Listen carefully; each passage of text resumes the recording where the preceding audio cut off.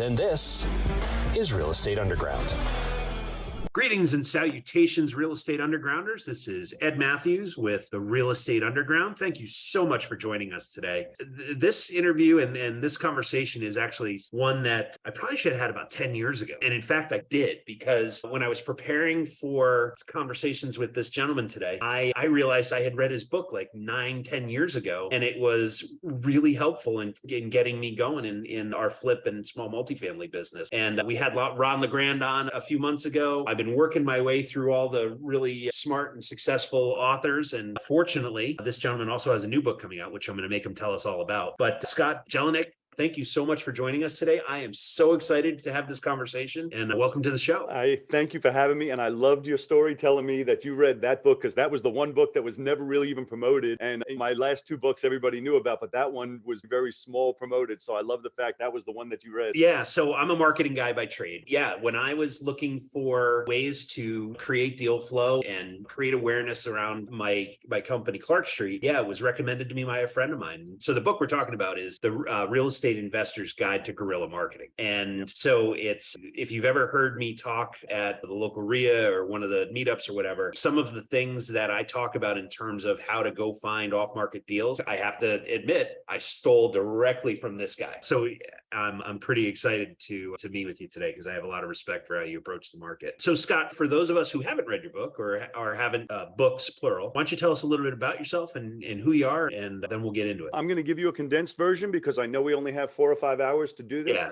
And so Going full Joe Rogan on this. Yeah. So the condensed version is I'm originally from Long Island. I moved to Virginia Beach in 1992. I started mowing lawns, was my business back then. I bought my first house in 1994, and it was a non-qualifying assumption. And I don't know how old you are, even Ed, if you even remember those. They did away with them in 1987 and 89 for VA. And what it was basically like a sub two, but the bank blessed it. The bank, it was allowed by the bank, where now we do it and the bank doesn't know about it. Right. And I bought my first house. It was $5,000 down, $675 a month, and I moved into it. And I had no interest in real estate. I bought it to live in. And then about 3 weeks later, another house on the block came up for sale. White sign, magic marker on it, said $2,000 takeover payment. And without knowing anything about the value, the balance, anything about anything, I felt like I got ripped off, because I'm like, I just paid $5,000 down. This one's only $2,000 down. And I know it sounds stupid in hindsight, but at the time I just felt like mine was 5. This is 2. That's the only number I paid attention to, much like the way I sell now, down payment and monthly payment, right? And so my genius brain decided to buy that one also, right? And so I did. So I bought that one figuring my cost average amount, $3,500 each, instead of me having the 5. And that was my first spark of real estate, right? I started becoming obsessed. Every month, people would pay me the rent and I would pay the mortgage. And I'm constantly thinking, I borrowed this money and they're paying it off. And so I started buying anything and everything I could with that premise. I always called it my McDonald's plan. My McDonald's plan had nothing to do. I never worked at McDonald's, nothing to do with McDonald's. But I used to jokingly tell my friend, I'm going to buy $1 million worth of these, and then I can go work at McDonald's for 30 years and I'll be a millionaire. That was my plan. Simple as that. And I was well on my way. And so by about 2000, I got to about 20 properties, all Virginia Beach houses. Wow. And the values were low back then. I was buying them $65,000, $70,000. But in 2001 was the first spark, the first inkling of appreciation we ever had from the time I started. Because I was buying in 94, 95, 98 for the same prices these guys paid for them in 85, 86, 87. Right. It was the same exact price. Yeah. So in 2001, I first started to see appreciation. And now I'm already into real estate, and I'm reading all the books, and I'm going to these seminars, and everybody's training, basically telling me I'm an idiot. They're like, you got debt equity, you got to refinance, pull that money out and buy more, and all the stuff that everybody was preaching. And so I did everything they taught me to do. I felt stupid. I got all this equity sitting in these houses. So I refied it, pulled the money out, and bought more houses. I got to 84 properties by 2007. And again, Ed, I don't know how long you've been investing, but in 2000, everybody says 2008, and I assure you it was 2007 when we started. In 2007, the whole world got turned upside down. Yeah. And everything went to crap. As I talk about it sometimes to people like it was yesterday. And somebody told me just recently, like, Scott, that was 15 years ago. And I'm like, I feel like it's in my brain like it was yesterday. Yeah. And I had about $1 million in cash saved. I had 84 houses, and I spent every dollar trying to save these houses because nobody was paying. The world was in turmoil and couldn't refi, couldn't sell. And I ended up losing about 55 of them to foreclosure. And it was devastating, especially I'm the guy on the side of my Escalade said, we buy houses, stop foreclosure. I'm the guy who stops foreclosure. And so it was absolutely devastating. But in hindsight, I still say it's the best thing that ever happened to me. In hindsight, at the time, it was everything I did was, it was all a mess. So then I started paying attention attention to the guys who were still crushing it. And there were people still crushing it. Oh, Now, yeah. most investors went back to their jobs, went back to IBM or wherever they quit to be a real estate investor, and they just left and never looked back. Some of the guys were killing it more than ever. And then there was people like me who I was crushed, but I didn't have anything to fall back on. I was Right. living a lifestyle that was like a brain surgeon, and yet I had no other, there was no fallback. I was mowing lawns before this. There was no fallback to maintain. And so I started talking to a lot of these older guys and having lunch, and they didn't realize, but I was interviewing them trying to find out, what did you guys Right. do different? And one of the things I found, like not some of them, but 100% across the board that they had in common was free and clear, which was Yeah. the antithesis of everything everybody taught. Everybody was like, you're an idiot if you have stuff free and clear. You're an idiot if you have equity. You're an idiot. You can make so much more money if, right? And I believed all of that. I was like, no, refi, pull it out, finance everything, make a higher return. I believed all of it. But then after the bust, I was like, wait a second, all these guys are killing it and they own everything, their car free and clear, their house free and clear, all of their properties free and clear. And now they're buying more and more. And so it really struck me as, okay, maybe I need to rethink what I'm doing here. The second part of it was I didn't have any money and I had no credit now. I just lost all my money and I lost my credit. I couldn't finance a pack of gum. So these deals started coming up, but how could I buy them? Because I don't have any money and I have no credit. Sounds great to have free and clear, but you got to pay for them. And so that's where I devised what we call the slow flip model now, which is it's hard selling with owner financing, but then the other part was borrowing 5-year money. We buying houses on 5-year mortgages, and it's everybody's, you can't do that, you can't do that, you can't do that. I'm like, we have been. I have 170 plus of them now. I've been doing it since 2011, and so we buy them. I joke and tell people what came in my head one time was I was trying to get the first one financed. Banks won't finance these small amounts, and I'm like, why does it have to be 30 years? You buy a car for the same amount of money and it's a 5-year loan. How come if I buy a house, they want to do it for 30 years? And so I always joke and I say, we buy them like a car, we sell them like a house. And so I flipped the whole model on its head. What made me start teaching it and what made me really get passionate about advising other people is after the dust settled and we all went back, everybody went back to investing, I started going to seminars again. And I started going with the thought of, I can't wait to hear what's new, what's changed, what are they teaching now? And I was shocked to see they were still teaching the exact same thing. And I'm just blown away by it. And I said, you know what, that's great for them, but I am going down a different path. And I believe in free and clear now. We obviously still have to borrow because unless you have $10 million to go invest, you're going to borrow to get there. But once we borrow it, my goal is to pay them off as quickly as possible, which is generally 5 years. But rather than rent them, we sell them now with long-term owner financing. That's the slow flip model. We don't do any work and we sell them immediately with owner financing. And that was a long answer to a very short question you asked me. Yeah, but I'm going to make you unpack all of it. So we're good. So let's talk slow flip. So buy it like a car, sell it like a house. When I hear you say that, basically what I think you're saying is you're going to the bank and saying, hey, I need to finance 10% of the value of this house, hypothetically. And the seller is picking up the rest of it. I'm dead to banks. I haven't not used a bank since 2007, and I'm committed to not going back. Even my house I live in, I have not used a bank since 2007. And so we buy them with private money. So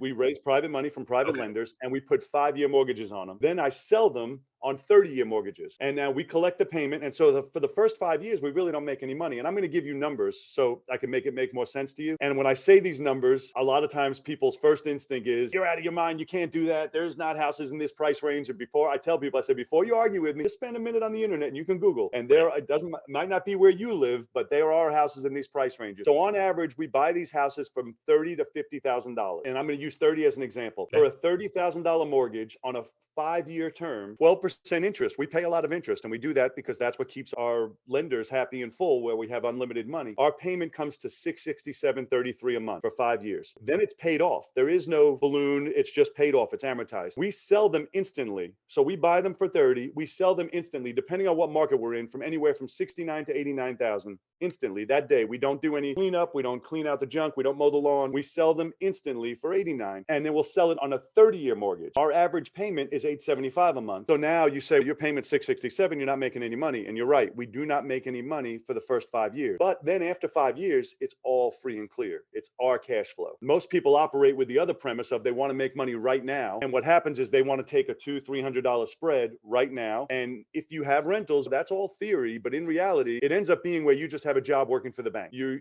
borrowed this money and you now have to collect, you have to do the repairs, you have to fix the AC unit, you have to go to court, and then you collect the money every month and you send it on up to the bank. bank. And in this transaction, we twisted it to where we're the bank. We're the bank. Other people are, a lot of our buyers are investors, and they're the ones renovating them, renting them, doing all that work I just talked about, but then they're mailing us the check. My job is strictly, I have over 170 now. I have no employees. My job is strictly going to the PO box and collecting my check. It's all a cash flow play. It's not about everyone teaching all this other stuff they love to talk about with the Burr method. Everybody loves that. And I'm like, yeah, that's all great. That's what I did until it's not great. But since like we said, it's been 15 years now, nobody remembers anymore. One of the great sayings I heard once, and this is when we were only at 10 years, they say real estate has a 10-year cycle, but only a 7-year memory. Right. And I loved that. But now we're at 15 years. Nobody even remembers anymore. Wow. Okay. So I am fascinated. So in terms of, so you're raising capital at a 12% preferred return, right? And then you're turning around and lending out 30 years on, and it's what's the interest rate you're charging? I'm just curious. What's the range? They range based on whatever the state is, because we're in 4 different states right now. So some states, the maximum is 9, and some the maximum's 12, and some states don't have a maximum. So we do it on an amortization calculator. But sometimes people say, you're crazy, you're borrowing 12 and lending it out at 9. I say, yeah, but I borrowed at 30 and I'm selling it at 89, and it's on a 30-year amortization. When you're on a 5-year amortization, and if you're like I am and you geek out on little things like that, if you play on an amortization calculator, it makes no difference. It's such a short,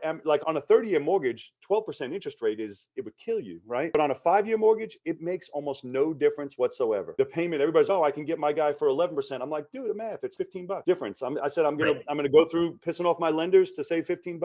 Nope. I try and keep my lenders happy, and so we pay high interest, and I don't mind, and they're happy, and that's why we're able to buy so many. So how does this work from the lender's perspective? I'm going to deconstruct this whole thing because you have me hooked. I'm reading the book for sure now. Let me tell you something. I love real estate, but more than real estate, I love slow flips, and I love talking about it. So I never get bored. I never get bored. Yeah. So in terms of raising capital, is this have you started a fund or? No, I'm against those funds. I'm against syndications, not for the people doing multifamily. For them, it's fine, but I am not, and I hate to sound like I'm putting myself down, but I am not organized enough to manage other people's money. I don't want to manage other people's money. I have had the realization years ago that I said, if I start putting people's money together, I'm going to end up, and it's not because of being criminal, but it's because of being disorganized, and you can't mismanage other people's money. And so what we do is we do one lender, one house, one loan, and that's it. We won't commingle anybody's money. So if somebody wants to loan $300,000, say, we won't take 300, we will take $30,000 per loan. So they'll only give us 30. They won't give it to us. They'll give it to the lawyer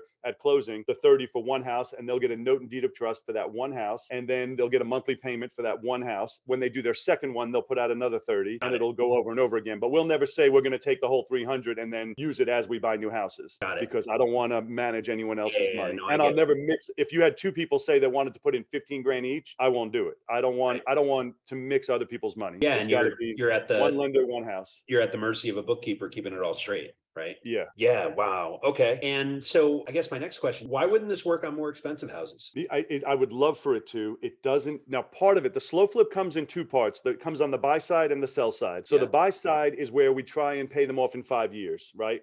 I have some of my guys do it in 7 years because they're young. I feel like I'm old now and I don't want to do anything over 5 years. There's the buy side and the sell side. The sell side works on any house. I have one I just did that's an $875,000 house, and I bought it sub 2, and I got a real good deal on it. I'm making like almost $4,000 a month positive cash flow on it. It was a great deal, but it can work on any size property. I've done it on commercial buildings. Again, the slow flip has 2 sides, the buy and the sell side. So the sell side you can do on any size property. The buy side, the reason it doesn't work on more expensive houses, and I'm just going to use simple math from my area. If I was to spend $100,000 on a house, and we can't even get them for 100 anymore, but like on a Virginia Beach townhouse, it might bring in $1,200 a month in rent, right? Or $1,200 a month in a payment. But if I was to take 3 $30,000 houses, I can get $875 each for them. So now I'm getting $2,500 a month for the same amount of cash outlay that I would get. I can get $2,400 or I can get $1,200. So then you do the math on the monthly payment. If I was to borrow that same $100,000, now you're talking it's going to be about $2,000 a month, where as opposed to the amount coming in, I'm going to be negative $800 a month. It doesn't work. The only way to make it work, which is what people end up doing, and I always say it's a slippery slope, let's extend it. Let's do it for 10 years. Let's do it for 15 years. I said, now you're doing the same thing as the conventional model, because my whole goal is to be free and clear. The challenge we have is, and this goes back, and I refer to this guy, so Ed, don't mind if you think I'm crazy when I say this, I refer to this guy as 2005 Scott, which is me back then, right? Okay. The challenge is 2005 Scott used to love his house. I loved my house. I'd drive by. I wanted to kiss it and polish off the doorknob.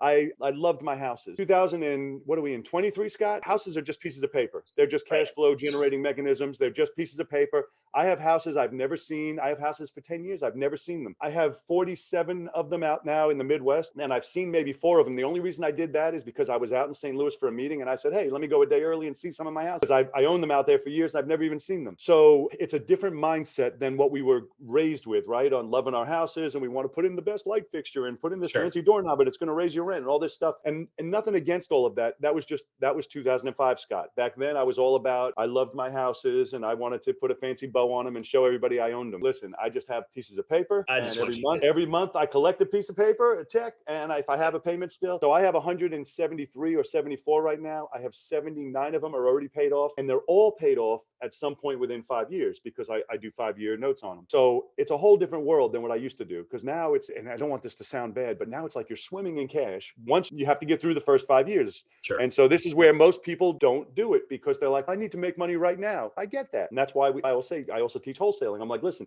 if you need to make money right now, wholesaling is the best way to a check. Right. Slow flips are the best way to wealth. Right. And so if most people get caught up in that bird trap and regular conventional rentals because I don't want to wait 5 years. I want to get paid right now. Yeah. And there's a saying, Ed, that I love, and you probably already heard it, but I really think it equates to slow flips. And they say, if you do what's hard, life will be easy. And if you do what's easy, life will be hard. And I repeat that all the time, because I'm like, yeah, it's easier to go that path. You're right. But now the rest of your life is going to be harder. Or you can do what's harder right now, and the rest of your life is going to be easier. And so that's my mindset on that. Wow.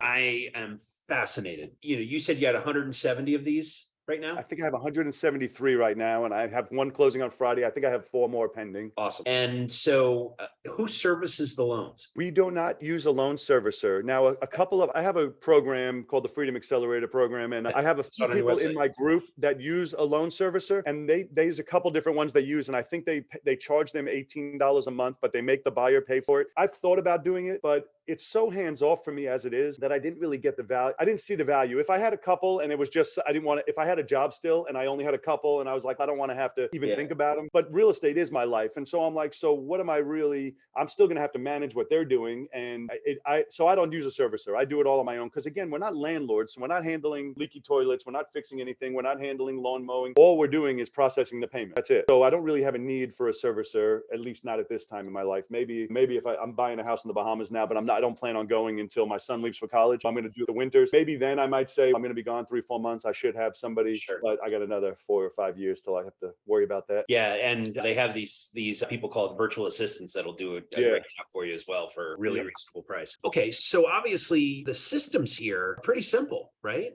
I didn't tell you this part. So, and this again, not putting myself down, but I dropped out of school in 11th grade, right? I have no further education, and I feel like I'm a smart guy as far as street smart, but I'm not an educated person other than I do read a lot and I do attend a lot of seminars, and I'm constantly learning, but not formal education. But sometimes I talk to people, and when I'm going over my business, they have such a high level look at things that they confuse me. And I'm like, it's my business and I don't even know what you're talking about. Right. I'm a very simple person. I'm really simple.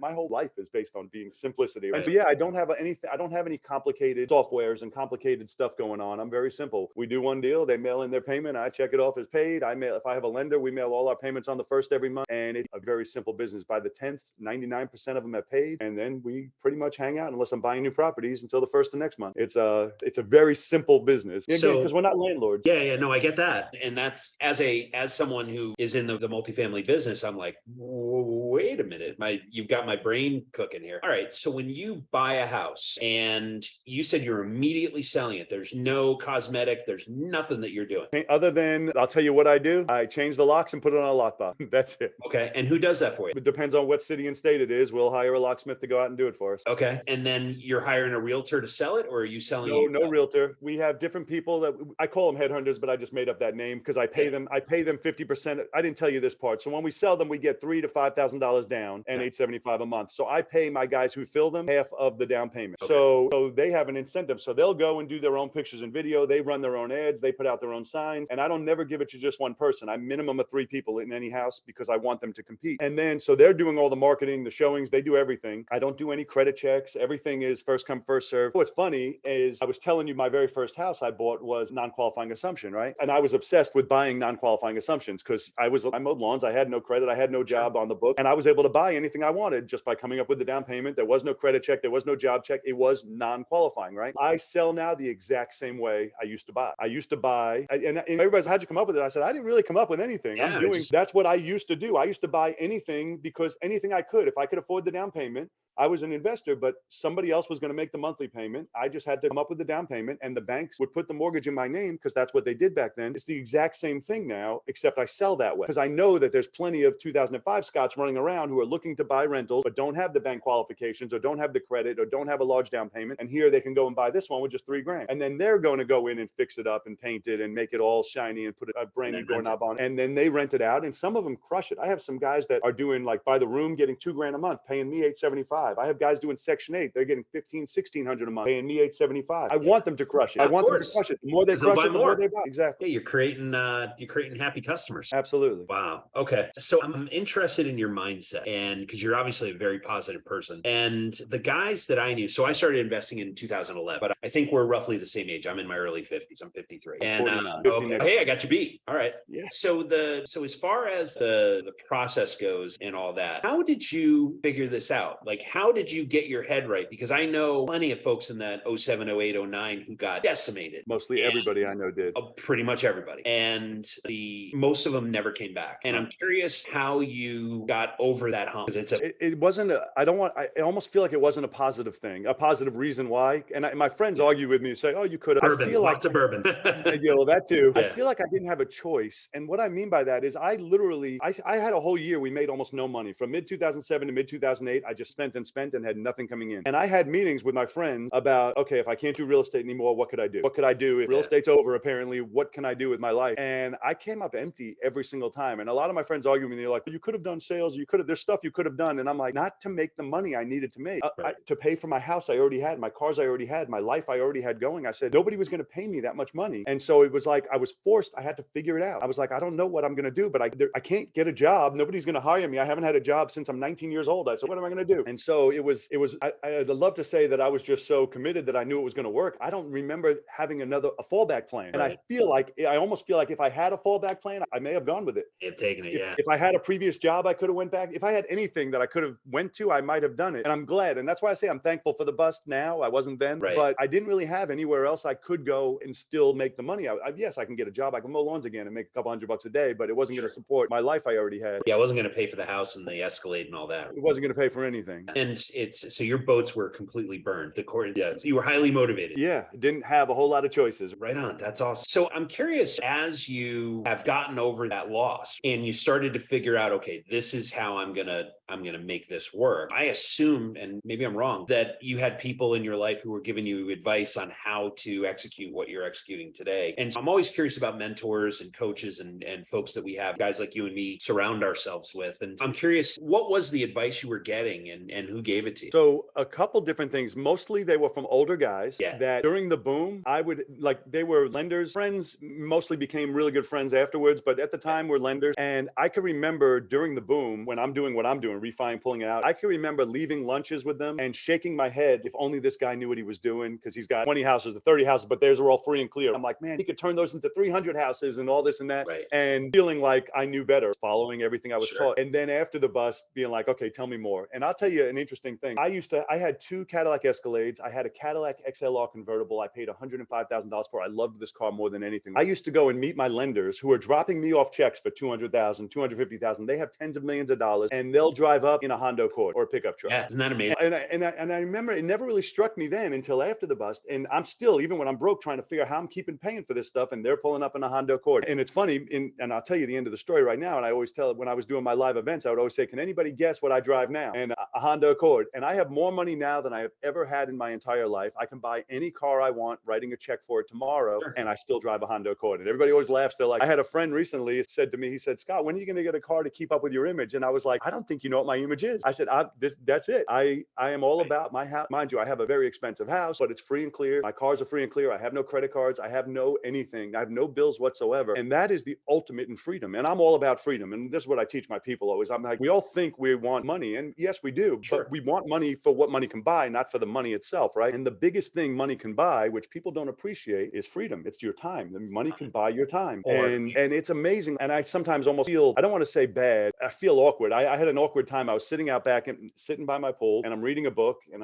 it's in the middle of an afternoon, probably on a Wednesday, I don't remember. And I remember pool guys came and the landscaper came, and then someone came and was fixing something else. And I remember I'm how blessed am I that I'm literally sitting here enjoying the sun, reading a book, and all the stuff that I had to do myself at one time, I got to buy my freedom by paying someone else to come and do it all. And that's really the value, in my opinion. Everybody has different goals, but the value of money is your time. It's your freedom. 100%. I agree. Yeah. The biggest thing that real estate gave me is the ability. We were talking about you spending time at the College World Series. For me, it's chasing my youngest. I have an older daughter in school down in Philly, and I get to go see her whenever I want to, and being able to chase my youngest all over the country to watch her play without having any sort of responsibility to call a boss or someone to ask if I can get away for a week. I just make the reservations and make sure my team's good to go, and I go. That's it. Yeah. And I read something, it's probably Facebook or something recently, that somebody's quote they said is that the only one who will remember how hard you worked will be your boss. Everything else, your kids are going to remember that you were at the games. Your kids are going to remember that you showed up, that you took them away, that you did everything else. If just because you worked extra overtime or whatever, nobody cares. Nobody's going to remember that. And so it's like you got to turn all of the normalcy, what the world sees as normal, off. Yeah. And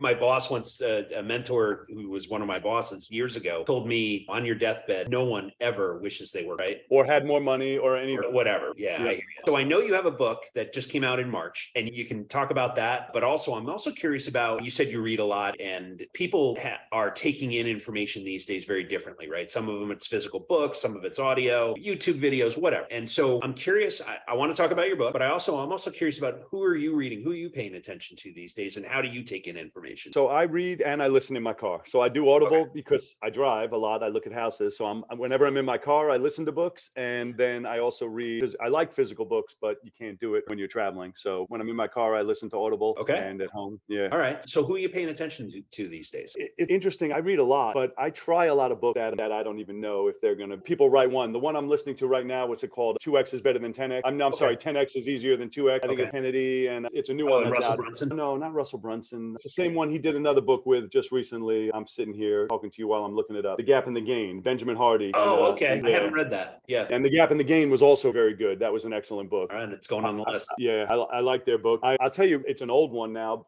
I say now because again, time flies. When you get to be older, I'm like, oh, I feel like it was yesterday. But one of my books that I recommend to people often, because it's more of a lifestyle book, it has nothing to do with real estate, is I love the 4-Hour Work Week. I'm a big fan of promoting that, even though certain things in there don't apply. But what does apply is the putting value on your life and not just working away for someday type thing. There's a book that I really like that called Life and Air. Have you read Life and Air? I have not. I recommend that book. And when I know it's a small book, and his partner, I forget his partner's name, wrote it. And I really like that book. That was one of the few books that when I got it, I was disappointed because I opened it up and I was disappointed because it was written in fiction form. And I generally just read business books. And so I was like, what the heck is this? And it was literally so good that I started it and stayed up till I finished it. Wow, really? It was really good. And all right, that goes on. And it was one of those books that I believe when you're done with it, it has an impact on you. Yeah. And I really enjoyed that. Yep. I recommend that one to a lot of people as well. Most people never even heard of that book, but I really think it was very good. Yeah, I had never heard of it either. So all of these books that we're talking about will be on the show notes so that everyone else can enjoy it too. I'll put a link on to Amazon so that you all can partake of these books as well. So speaking of books, one of the things that I'm always interested in is the whole concept of being an author, right? And from the perspective of when you write a book, 200 pages of blood, sweat, and tears for you. And the really amazing thing about it is you're basically taking the last 10, 12, 15 years and compressing it into those 200 books. So Ed Matthews, who doesn't know anything about slow flipping, can read your book and jump that far ahead. I may not skip 15 years ahead, but I'm certainly going to skip 8, 10, 12 years ahead and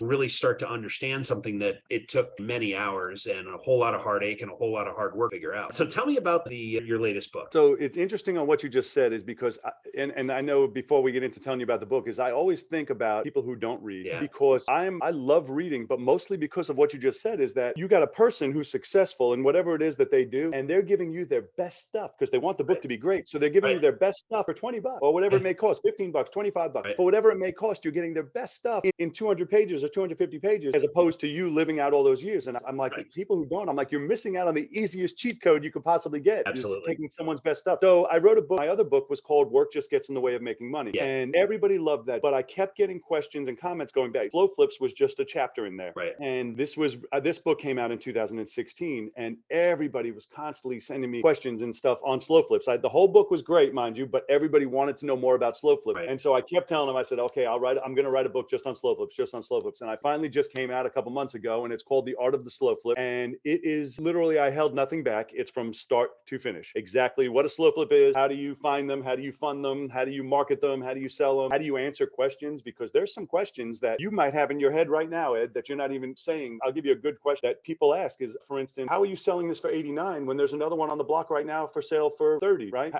Why would anyone buy that for 89 when there's one sale for 30? The reality is we sell the financing. The house comes with it. And so when I'm asked that question, I answer, I'm always brutally 100% blunt and honest. So when people say, oh, this is 89, there's one for sale on the block for 30, my answer is, I would buy that one. That's a way better deal. And then they're like, yeah, but that one you got to pay 30 grand in cash. Then I would buy mine. And I basically just lay it out for them. But in the book, I touch on all those things that are questions that people say, yeah, but what am I going to do if this? And what am I going to say when they say that? And so I literally held nothing back. It's all in there. And that's what I was telling you earlier, Ed, is that I'm giving a free copy for anybody that's listening that wants one. They can go to slowflip.com, slowflip.com. And I have 200 available right now. And just pay the shipping and handling. I think it's $7 or $7.50 or something. And we're going to send it out to them right away. So the book is, so far, I've been all 100% 5-star reviews. Everybody that's read it has loved it. I've been getting all kinds of positive feedback on it. And one of the things I enjoy most, and you're probably the same way, Ed, is it's not so much, you can teach anybody anything, right?